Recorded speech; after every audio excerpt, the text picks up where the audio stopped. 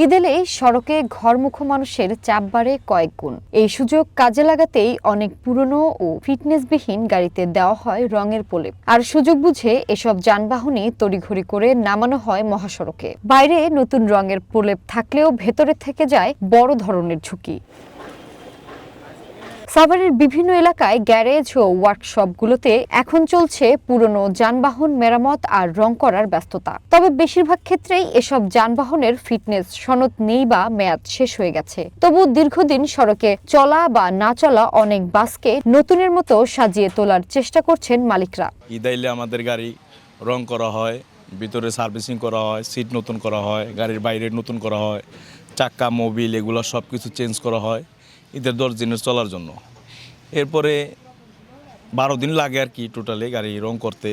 এখানে 12 দিন লাগবে, আবার ওই ইঞ্জিন মিস্ত্রির ওইখানে 2 দিন লাগবে, চাকা চোকা খোলাইতে হইব, সার্ভিসিং করতে হইব, ওইখানে আরও 2 দিন যাবে, মোবিল পাল্টাইতে হইব, ওইখানে আরও 2 দিন যাব, মোটামুটি অ্যাভারেজ 15 দিন লাগে। সারা বছরই যানবাহন মেরামতের কাজ থাকলেও ঈদের আগে বাড়ে কয়েক গুণ। ঈদকে সামনে রেখে যানবাহনের মালিকরা তাদের গাড়ি আকর্ষণীয় করে তুলতেই মরিয়া। তাদের চাহিদা মতো সঠিক সময়ে কাজ সম্পন্ন করতে দম ফেলার ফুসরত নেই কর্মীদের। ঈদযাত্রার সামনে রেখে দিন-রাত যানবাহন মেরামত করছেন কর্মীরা। উপলক্ষে কাজ করতেছি যাতে গাড়ি রাস্তাঘাটে নষ্ট না হয় এবং খারাপ না হয়, যাতে ঈদ উপলক্ষে মানুষ যাত্রীরা ভালো মতো বাড়িতে পৌঁছাইতে পারে। আমাদের এখানে কাজ খুব সূক্ষ্মভাবে করা হইতেছে, দেখে করা হইতেছে। মহাজনের সাথে আছে থেকে তারা নিজ দায়িত্বে করে দিতেছে কাজ, জানি রাস্তাঘাটে দূরপাল্লায় জানি কোনো সমস্যা না হয়, সেই ক্ষেত্রে তাগিদ দিতেছে।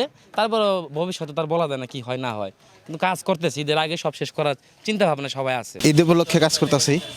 গাড়ি আছে 6টা, নতুন গাড়ি বেড়াতে বেড়াতে 26-27 সোজা হবে, ইনশাল্লাহ সমস্যা হবে না। এটার প্রিন্টের কাজ করছি, পুটিং করছি, তারপরে আস্তর করছি, তারপর রং করতেছি, ডিজাইন করব।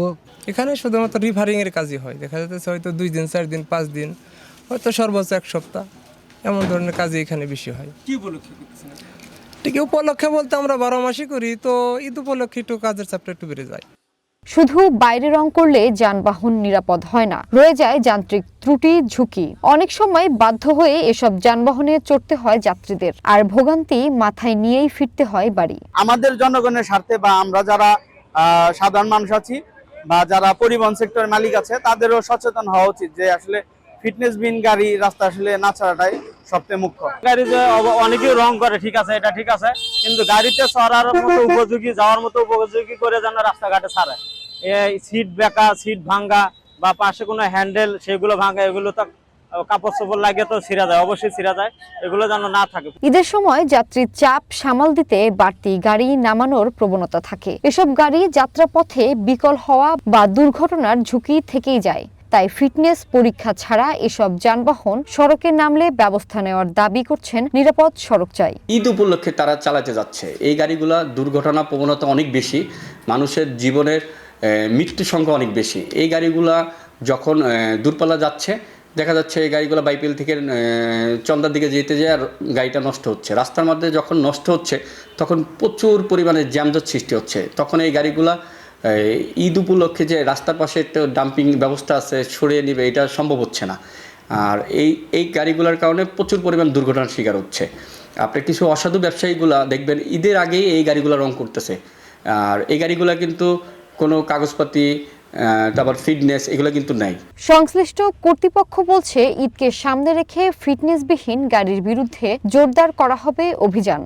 কোনো জনাজীর্ণ পরিবহন রং করে বা তার মডিফাই করে রাস্তায় চলাচল করতে পারবে না। এবং আসন্ন ঈদ উপলক্ষে বিভিন্ন ব্যবসায়ীরা এই ধরনের বাস বা পরিবহন রাস্তায় নামানোর চেষ্টা করে এবং তাতে সড়ক দুর্ঘটনার প্রবণতা বৃদ্ধি পায়।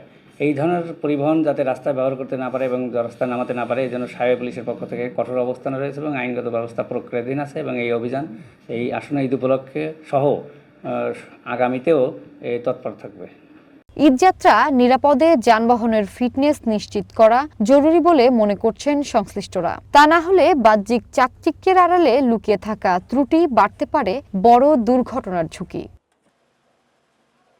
One national desk.